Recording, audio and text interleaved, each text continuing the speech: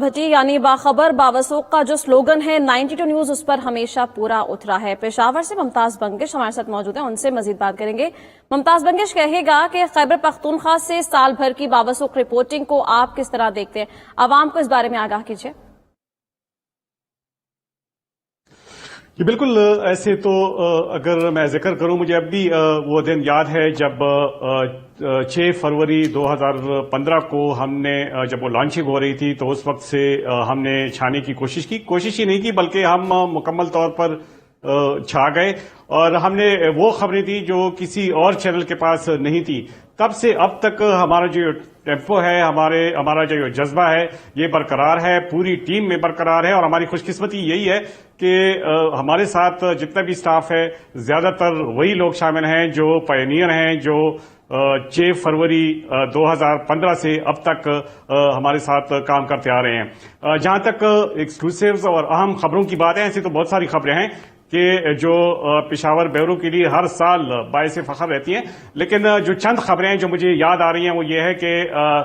सूबे के दूसरे बड़े अस्पताल खैबर अस्पताल में ऑक्सीजन की कमी का जो वाकया हुआ, तो ये ब्रेकिंग 92 न्यूज ही की थी, ये ब्रेकिंग हमने की। इसके बाद जो उसकी कवरेज हुई, उसकी रिपोर्ट्स जो लीक की गई और मौके पे जो रिपोर्टिंग हुई, हमारे रिपोर्टर तैमूर खान को उसका क्रेडिट जाता है। इसके अलावा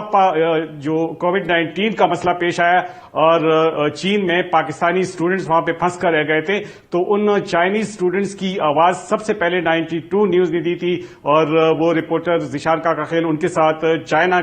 में जो स्टूडेंट्स थे उनके साथ इन कांटेक्ट आए और उनकी आवाज हुकूमत और उनकी फैमिलीज और सब तक पहुंचाई। इसके अलावा यूनिवर्सिटीज में तालिबात की हिरासमेंट की जो खबरें हैं, सबसे पहले ऑथेंटिक और अहम खबरें जो थी वो 92 न्यूज ने पेशावर ब्यूरो से कवर की और उसका बाकायदा तौर पे एतराफ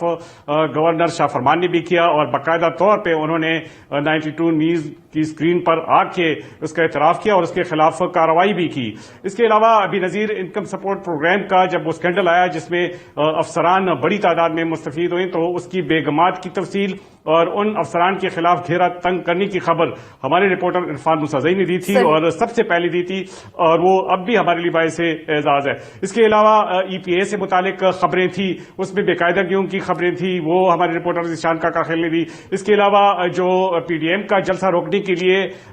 हुकूमत ने अपोजिशन के रहनुमाओं के खिलाफ मुकदमात बनाने की खबर दी थी और वो वक्त से पहले जब वो मुकदमात अभी बने नहीं थे, वो खबर हमारे रिपोर्टर इरफान मुसाज़ई ने थी। बड़ाबेर में जिनसी तशद्दुद और नन्ही बच्ची के कत्ल का जो वाकया है, उसके पसे पर्दा जो मुहर्रिकात हैं, उससे पर्दा हमारे रिपोर्टर जहांगीर शहजाद ने उठाया। इसके अलावा एहतिसाब कमीशन की नाकामी के बारे में अक्सर मीडिया पे चर्चा रहा और उसमें 70 करोड़ रुपए की जो बेजाब्तगी हुई थी, वो हमारे रिपोर्टर इरफान मुसाज़ई ने उससे पर्दा उठाया। इसके अलावा भी बहुत सारी खबरें थी और हमारे पेशावर ब्यूरो को यह भी क्रेडिट जाता है कि होलोग्राम टेक्नोलॉजी के जरिए सबसे ज्यादा खबरें हम ही देते रहे हैं और ये सिलसिला भी बरकरार है। और मेरा ये ख्याल है कि जो टेम्पो, जो जज्बा हमारा 6 फरवरी 2015 को था, वो अब भी जारी है और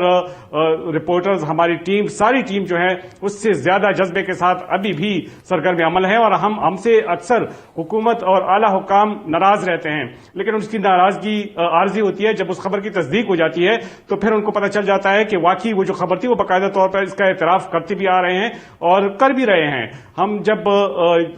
92 न्यूज के पैगामात रिकॉर्ड कर रहे थे आला शख्सियात से, तो बाकायदा तौर पर इसका एतराफ कर गए कि वाकई जो खबर होती है, जिसकी तस्दीक होती है, जो वेरीफाइड खबर होती है, खबरें अक्सर औकात ऐसी होती हैं कि सारे चैनल्स पे आ जाती हैं, लेकिन जो ऑथेंटिक खबर होती है तो वो स्विच ओवर हो जाते हैं 92 न्यूज की तरफ और 92 न्यूज पर जो खबर होती है तो उस पर वो यकीन कर लेते हैं कि वाकई ये खबर जो है ये सच्ची है और इसमें शक व शुबे की कोई गुंजाइश नहीं है। मुस्तनद खबर आगे पहुंचाई जाती है। खैबर पख्तूनख्वा से साल भर की बाखबर बावसूख रिपोर्टिंग के बारे में हमें मुमताज बंगिश